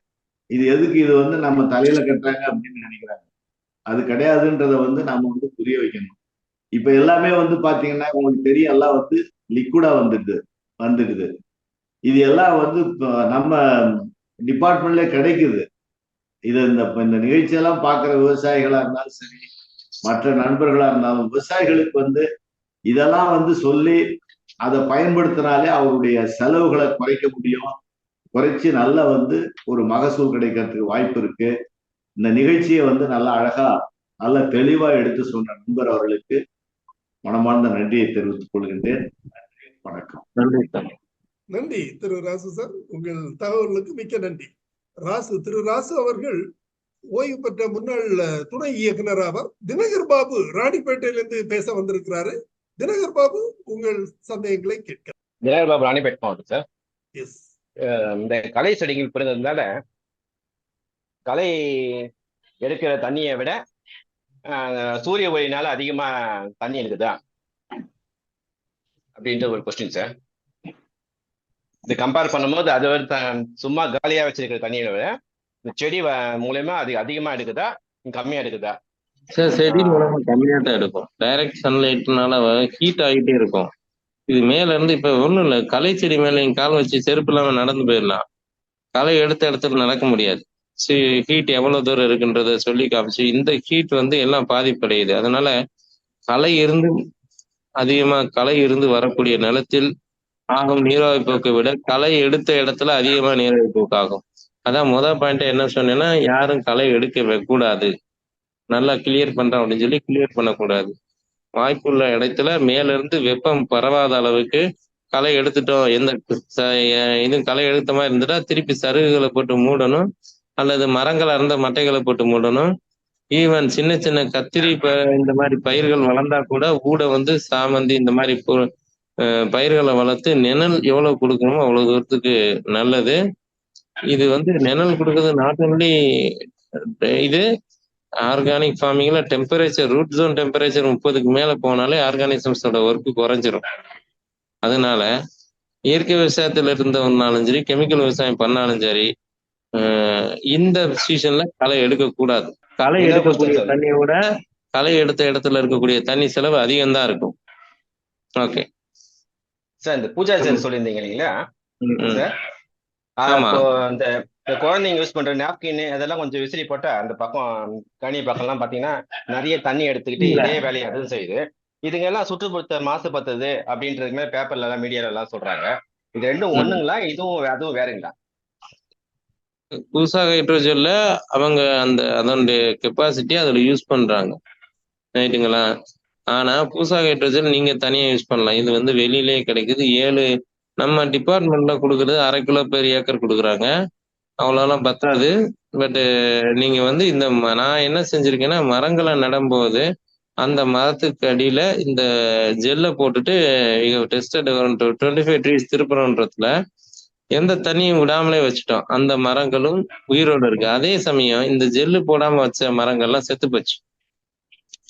அதனால இட் இஸ் கிவிங் சஃபிஷியன்ட் வாட்டரை அப்சர்வ் பண்ணிட்டு நல்லா கொடுக்குற நேரம் வாங்கிட்டு திருப்பி எடுத்து கொடுக்கறத நம்ம பார்க்க முடியுது. இந்த ஜெல்லு மக்கக்கூடிய தன்மை உண்டா? 7 வருஷத்துக்கு வேலை பார்க்கும்னு சொல்லியிருக்காங்க. பட் எவ்வளவு பார்க்குதுன்னு நாம பார்க்கல. ஏன்னா நம்ம யூஸ் பண்ண ஆரம்பிச்சே 3-4 வருஷம் தான் ஆகுது. அதனால அது இருக்கா இல்லையா நம்ம பார்க்க முடியாது. பட் வந்து அதனுடைய கெப்பாசிட்டி 7 வருஷத்துக்கு இருக்கும்னு சொல்லியிருக்காங்க. மானாவாரி பயிர்கள்ல கூட இந்த ஜெல்லை வந்து போட்டுட்டு உழுது விட்டுட்டு வச்சிடலாம். மழை பெய்யும் போது தண்ணி பிடிச்சுக்கிறோம். பக்கத்து வயலுக்கு இதுக்கும் வந்து கட்டாயம் வித்தியாசம் காமிக்கக்கூடியது. விரும்பினா ஒரு கிலோ வந்து 600-700 ரூபா வரும். ஒரு 10 சென்ட் 15 சென்ட்டுக்கு மட்டும் நம்ம உழுதுட்டு போட்டு பார்த்து கடலை மானாவாரியா போட்டோம்னா கட்டாயம் அந்த 10 சென்ட் மட்டும் அதிகமான தண்ணியை பிடிச்சு நல்லா வளர்ச்சி காமிக்கும்.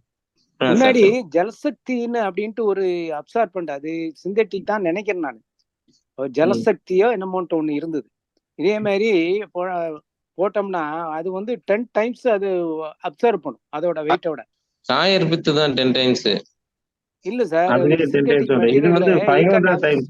150, 350, 500 மூணு நான் பார்த்திருக்கேன். அப்படியா? இது ஜலசக்தின்னு ஒரு வந்தது, அது இப்போ இல்லைன்னு நினைக்கிறேன் பிராக்டிஸ்ல. அப்ப இதே மாதிரி நீங்க சொல்ற ஜெல் மாதிரியே அதை அப்சர்வ் பண்ணி அதான் மண்ணுல வந்து போட்டோம்னா, அந்த செடி பக்கத்துல போட்டோம்னா அதை உள்ள போட்டோம் மண்ணுக்குள்ள போச்சோம்னா அதை வந்து அப்சர்வ் பண்ணி கொடுக்கும் அப்படின்ற மாதிரி ஒண்ணு இருந்தது. நான் ஒரு ஹார்டிகல்ச்சர் ஒரு ஆள் தான் அதை ரொம்ப இது பண்ணிக்கிட்டே இருந்தாரு. ஈவன் நம்ம சாக்கடையை கூட சுத்தம் பண்ணிடலாம். ஏன்னா அது உறிஞ்சி வெளியே எடுத்தோம்னு வைங்க, அதை பிழிஞ்சு அந்த நீரை எடுத்துடலாம், சாக்கடையை கூட சுத்தம் பண்ணிடலாங்கிற மாதிரி அவர் சொல்லிட்டு இருந்தாரு. அது நடக்கல பிராக்டிக்கலா. அதை பத்தி எனக்கு தெரியல சார். ஆனா இது பூசா ஹைட்ரோஜெல் நல்லா இருக்கு. ஜல்சக்தின்னு நினைக்கிறேன். அதுதான் இந்த பேர் மறந்துட்டு 20 இயர்ஸ் பேக், 25 இயர்ஸ் முன்னாடி. Okay sir, thank you. Pusa gel அறிமுகம் செய்யப்பட்டு ஒரு 15 ஆண்டுகள் தான் இருக்கும். அது வந்து 500 டைம்ஸ் நீரை உறிஞ்சி வைத்துக் கொள்ளும் தன்மை கொண்டது அப்படிங்கிறது தமிழ்நாடு வேளாண்மை பல்கலைக்கழகத்தால் உறுதி செய்யப்பட்டது. நன்றி. நிகழ்ச்சியில் பங்கு பெற்றமைக்கு நன்றி. அடுத்ததாக திரு ஆனந்த் அவர்கள் ஏதோ கேள்விகள் கேட்க வந்திருக்காங்க. திரு ஆனந்த், பிளீஸ் உங்களை இன்ட்ரோடியூஸ் பண்ணிக்கீங்க. சார் வணக்கங்க சார். வணக்கம். வணக்கம் சார். இப்போ நான் ஒரு என்ஜிஓல ஒர்க் பண்ணிட்டு இருக்கேங்க சார். நானும் கோகோனட் ஃபார்மர்ஸ் தான் பார்த்துட்டு இருக்கேங்க சார். எந்த ஏரியா சார்? சார் உடுமல்பேட்டைங்க. சரி சார், இப்போ அவங்க வந்து அந்த தென்னை வேஸ்டோட கழிவை ஷட்டர் பண்ணி இந்த பேசினை ரவுண்டு போட்டு தண்ணி அவங்க விடுறப்பாங்க சார். அது ப்ரௌன் கலர்ல ஆயிருதுங்க சார். அதனால ஏதாச்சும் பாதிப்பு வருங்களா? ஹியூமிக் ஆசிட் தயாரிக்கிறாங்கல்ல, அதுவே அந்த மட்டையில இருந்து தயாரிக்கிறாங்க. நீங்க பார்த்த கலர் வந்து ஹியூமிக் ஆசிடோட கலர். Okay sir. ஹியூமிக் ஆசிட்டுக்கு தரையில நான் இந்த எடுத்த போட்டோ உடுமல்பேட்டையில எடுத்ததுதான். Okay sir. ஓகே. சாம்பிள் பண்ணி அந்த இது பண்ணல, அது உடுமல்பேட்டையில எடுத்தது போட்டோஸ் தான் அது ரெண்டுமே. ஓகேங்க சார். ஓகே. சரிங்களா? ஓகே. இது அந்த இது வர்றதுனால ஒன்றும் தப்பு கிடையாது. நான் சொன்ன மாதிரி தலை சத்து குறைபாடை உண்டு பண்ணும் அந்த ஒரு இது வரும்போது. நீங்க அதாவது நம்ம பாக்குற ஹியூமிக் ஆசிட் அப்படின்னு வெளியில வாங்குறது, humic acid one of the material. அது வந்து வறட்சி தாங்கக்கூடிய தன்மையை செடிகளுக்கு கொடுக்கக்கூடியது. Okay sir. ஓகே. சரியா? ஏன்னா நுண்ணுயிர்கள் வளர்ச்சிக்கு உதவக்கூடியது. Humic acid one of the இன்கிரிடியன்டா இதுல நான் சொல்லி இருக்கணும் முதலையே கூட. பட் நான் சொல்லல, இப்ப சொல்லிடுறேன். அந்த ஹியூமிக் ஆசிட்ன்றது டை பொட்டாசியம் ஹியூமேட் அப்படின்ற salt. Humic acid acid is insoluble in water, தண்ணியில கரையாது. இந்த இதை வந்து நம்ம மட்டைகளை வச்சிருக்கும் போது அந்த ஒரு ப்ரௌன் கலர் லிக்விட் மாதிரி வரும்.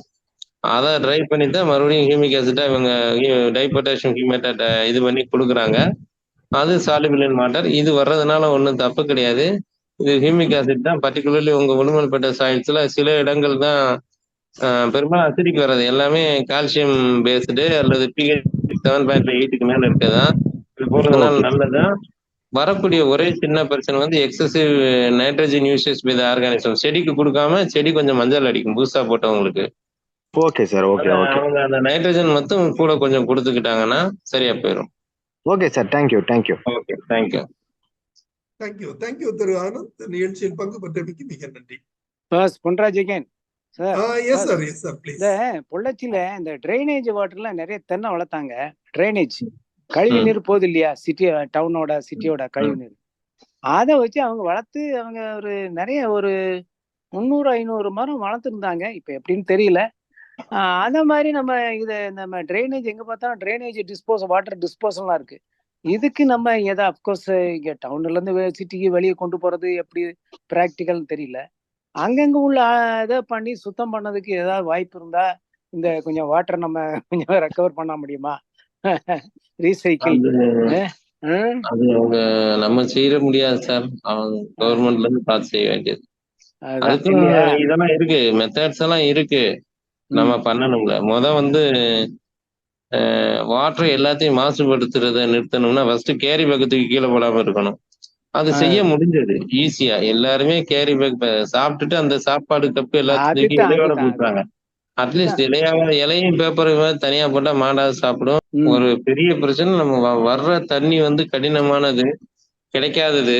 அதை நல்லா வேஸ்ட் பண்ண ஈஸியா. எல்லாரும் அதுக்கு எடுக்க மாட்டேங்கிறாங்க, நினைக்க மாட்டேங்க இந்த தண்ணி நம்மளுடையது, இது கிடைக்காம போகுதுன்ற விஷயம் யாருக்கும் தெரியல. தண்ணி வேஸ்டேஜ் இங்க பாருங்க, நம்ம வேஸ்ட் பண்றோம். அது உண்மைதான். நம்ம பைப்பு திறந்து வச்சுட்டு கையை கழுவும், சோப்பு போட்டுக்கிட்டே இருப்போம், தண்ணி ஓடிக்கிட்டே இருக்கும். சரி, தேங்க்யூ. நன்றி சார், நன்றி. இன்றைய நிகழ்ச்சி ஒரு நல்ல பயனுள்ள தகவலை தாங்கி வந்த நிகழ்ச்சி ஆகும். வேளாண்மையில் வறட்சி தாங்கும் தொழில்நுட்பங்கள் மற்றும் நுண்ணுயிர் நுண்ணூட்ட பயன்பாடுகள் என்பது தொடர்பான விளக்கங்கள் இன்று வழங்கப்பட்டன. இந்த நிகழ்ச்சி மிக பயனுள்ள ஒரு நிகழ்ச்சி.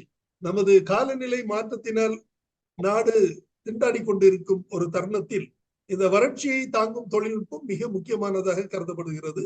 இந்த நிகழ்ச்சியை நமக்கு சிறப்பாக வழங்கிய டாக்டர் திரு எல் நாராயணமூர்த்தி அவர்களுக்கு எனது நெஞ்சார்த்த நன்றியினை தெரிவித்துக் கொள்கிறேன்.